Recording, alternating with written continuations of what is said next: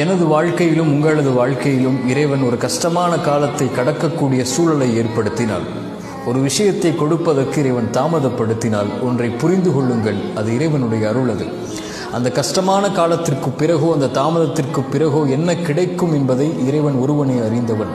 நம்மை பொறுத்தவரை காத்திருப்பு மட்டும்தான் நம்மால் முடியும். இறைவன் நோயை கொடுத்தால் தான் சுகத்தை கொடுக்க முடியும்.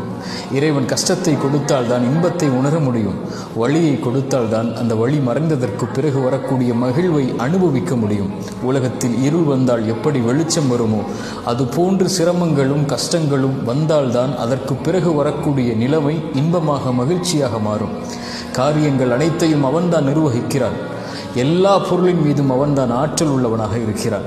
அவனை சார்ந்திருந்து அவன் கொடுக்கக்கூடிய விஷயத்தை கஷ்டத்திற்கு பிறகு காத்திருந்து பெற்றுக்கொண்டால், அதைவிட உலகத்தில் பெறக்கூடிய வெகுமதி எதுவும் இருக்க முடியாது.